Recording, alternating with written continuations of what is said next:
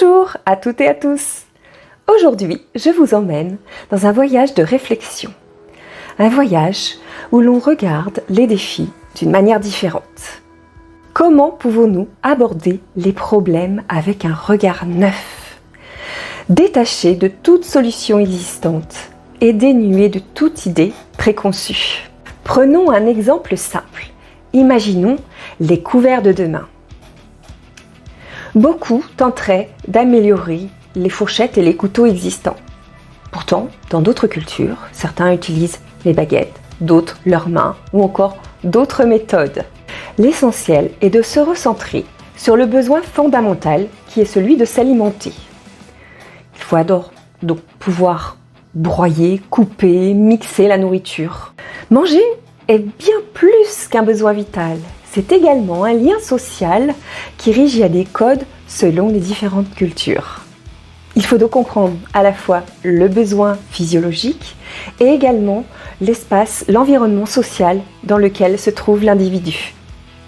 Considérons maintenant les contraintes et l'environnement. Il y a 3 aspects dont je tiendrai compte.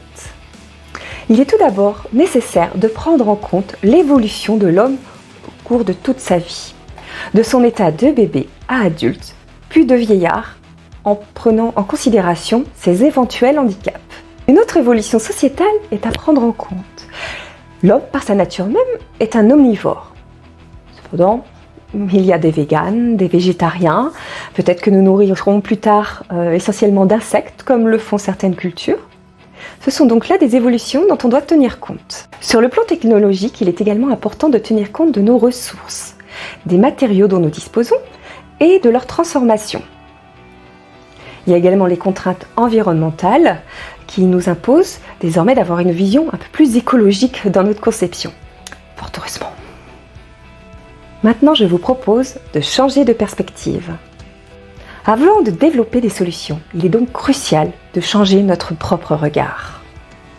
L'empathie, la compréhension des besoins et de l'environnement du projet, ce sont des clés pour trouver des solutions adaptées.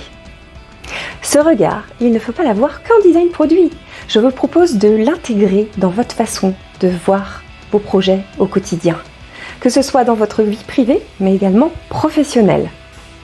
Cela passe par de la veille constante, par de la mesure, de l'analyse, pour pouvoir s'adapter dans un monde qui est en perpétuel mouvement. La société évolue constamment. C'est pourquoi il faut avoir en tête une amélioration continue. En adoptant cette nouvelle perspective, vous, comme moi, nous sommes ainsi prêts pour relever les défis, non seulement d'aujourd'hui, mais également ceux de demain. Merci de m'avoir suivi dans cette réflexion. Je suis Maïwenn Tournellec et je vous invite à suivre mon profil. N'hésitez pas à commenter également ce post si cela vous parle.